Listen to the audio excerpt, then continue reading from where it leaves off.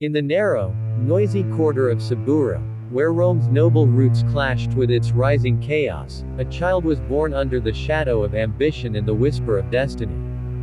Gaius Julius Caesar entered the world in 100 BCE, beneath the crackling torchlight of a city already unraveling. He was born into the patrician Julii family, a line that traced itself all the way back to the goddess Venus, or so the old stories claim.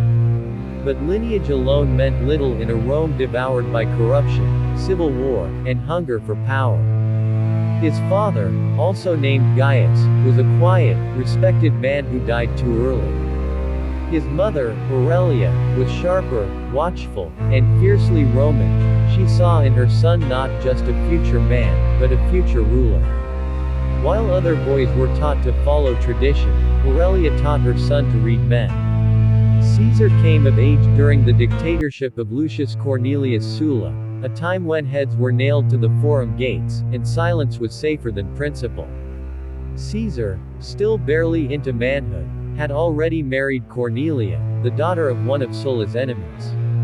When Sulla demanded he divorce her, Caesar refused. The dictator sent men to kill him. For days, Caesar hid in the countryside, shifting from village to village, barely sleeping, changing disguises. He fell ill, nearly died, but never gave in. It was only through the quiet lobbying of his allies that Sulla relented, reluctantly. There are many Mariuses in that boy, Sulla warned. He wasn't wrong. Caesar returned to Rome thinner, hungrier, and changed. The city was always burning in some corner, by ambition, by debt, by rivalry, and Caesar learned quickly that survival meant more than bravery. It required performance. He trained in oratory under the finest rhetoricians, his voice becoming as sharp as his sword. He knew that Rome didn't only love victories, it worshipped drama. Caesar traveled east, where he witnessed war and learned command. Once, pirates captured him off the coast of Cilicia. When they demanded 20 talents of silver for his release, Caesar laughed and demanded they ask for 50. While in captivity, he joked, wrote poetry, and promised, without irony, that he would return and crucify them. The pirates found it amusing. They should not have. After his ransom was paid, Caesar raised a fleet, hunted them down, and fulfilled his promise. He had them all crucified, though, as a gesture of mercy, he ordered their throats slit first. By the time he returned to Rome, the Senate knew his name. Not for a grand battle, nor a sweeping law, but for the kind of daring Rome hadn't seen since the days of the Old Republic. He wasn't rich. He wasn't powerful. But Caesar had the one currency that mattered most in Rome: potential. He became a priest, a lawyer, a general in training. He aligned himself with the populares, the political faction of the people. While others spoke for tradition in the Senate, Caesar stirred crowds in the streets. His smile disarmed enemies, his debts alarmed friends. He borrowed recklessly to fund public games, parades, and spectacles. The people adored him. The elite watched him warily. But Caesar was not yet ready to strike. He needed allies. Real ones. And so, with cunning and a gambler's instinct, he began courting two of Rome's most powerful men. Gnaeus Pompeius Magnus, the general known as Pompey the Great, and Marcus Licinius Crassus, the wealthiest man in the Republic. They hated each other. But Caesar understood what neither of them did. In Rome, power could be taken, but only if shared first. And so, he formed the First Triumvirate. A secret alliance that would change the fate of Rome forever. Rome was crumbling under the weight of its own ambition. Senators bickered while the streets swelled with the desperate poor. Armies loyal to commanders, not the state, patrolled distant frontiers. And in the shadows of this disarray, three men carved out a quiet agreement that was anything but small. The First Triumvirate, Caesar, Pompey, and Crassus, was no formal institution. There were no oaths, no documents, only handshakes, promises, and common enemies. Together, they were unstoppable. Crassus brought endless gold. Pompey brought prestige and battle-won clout. and Caesar, the youngest of them, brought the people. As consul in 59 BCE, Caesar dazzled the crowds with land reform and gains, but unnerved the Senate with his disregard for tradition. When his term ended, he didn't linger. He secured a proconsular command in Cisalpine Gaul and Illyricum, later extended to Transalpine Gaul.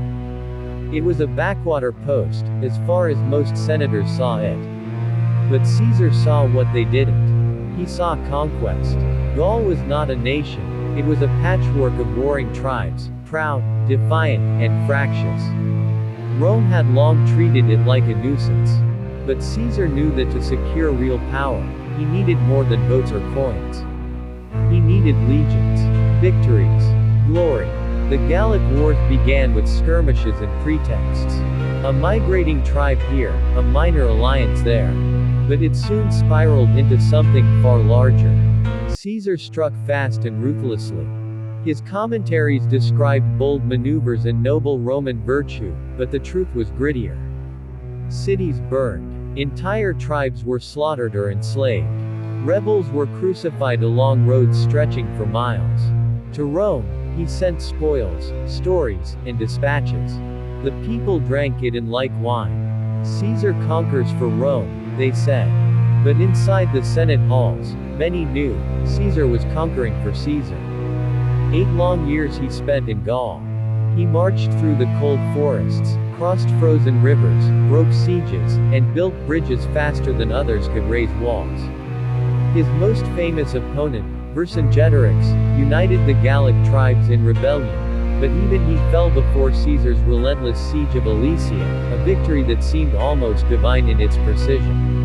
Each success hardened Caesar's legions' loyalty. They would march anywhere for him, die for him, kill for him. Back in Rome, the alliance that had empowered him was breaking apart. Crassus sought glory of his own and marched east to Parthia, only to meet death and humiliation in the sands of Carrhae. His army slaughtered, his head sent as a gift to a foreign king. Pompey, now widowed after the death of Caesar's daughter Julia, who had been his political bond to Caesar, began to drift toward the Senate. They fed him fear. Fear of Caesar's ambition, fear of his legions, fear of what Rome would become if he returned. The Senate ordered Caesar to disband his army and return to Rome alone. Caesar paused. He stood with his men at the Rubicon River, the boundary between his province and Italy proper. Crossing it with an army was treason. But retreat would mean prosecution, disgrace, perhaps death. There, under a gray sky, he looked to the water and whispered words not just to his men, but to history itself.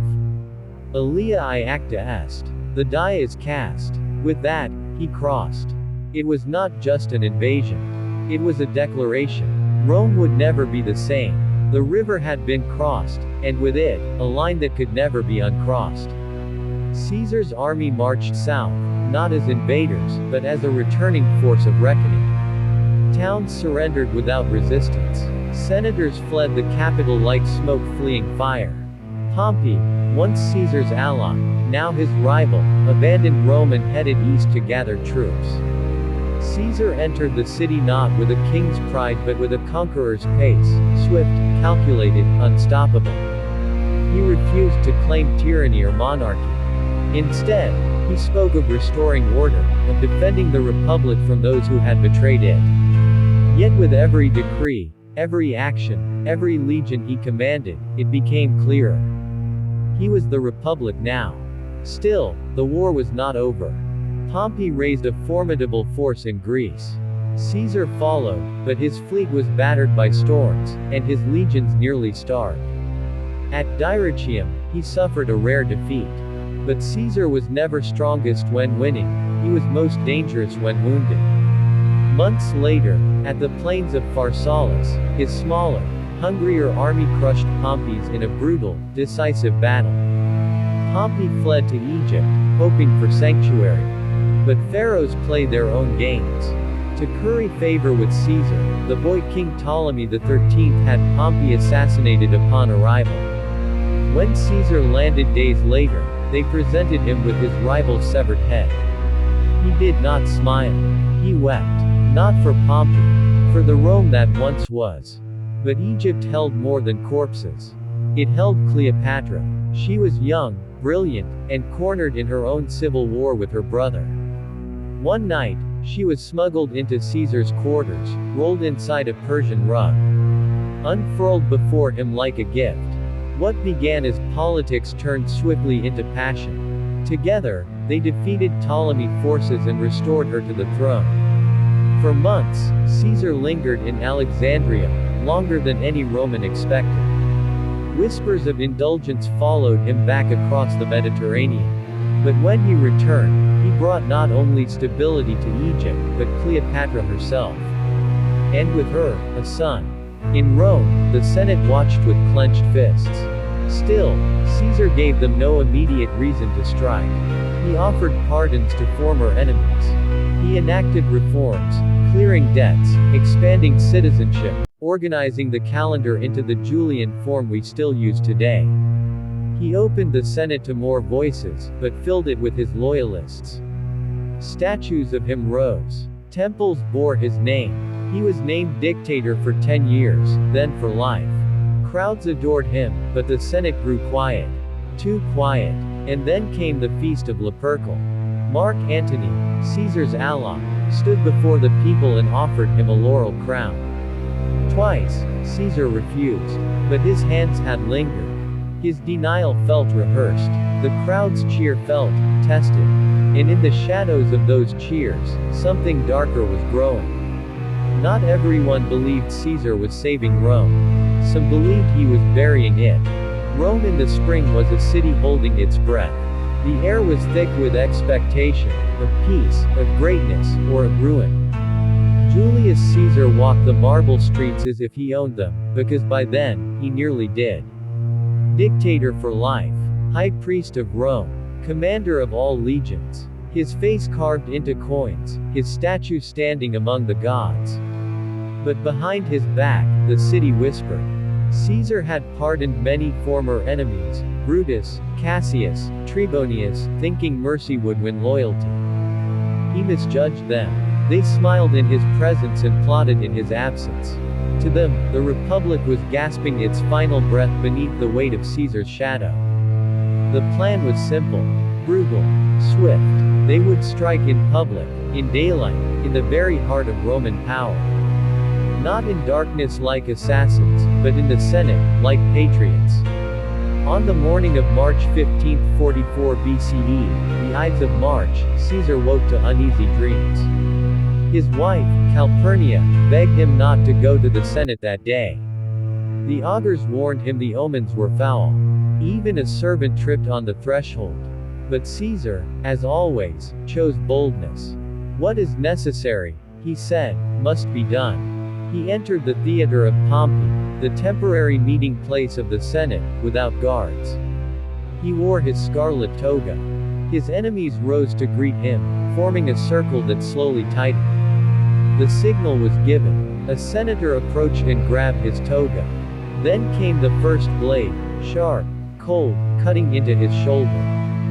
He turned, stunned. Another followed, into his side. Then another. Then another.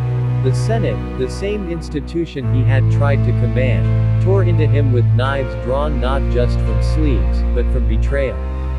He fought at first, shielding himself with his arms, stumbling backward. Then he saw a familiar face, Marcus Junius Brutus. Brutus, whom he had mentored, whom he trusted, whom he almost loved. Caesar met his eyes as another blade sank into his flesh.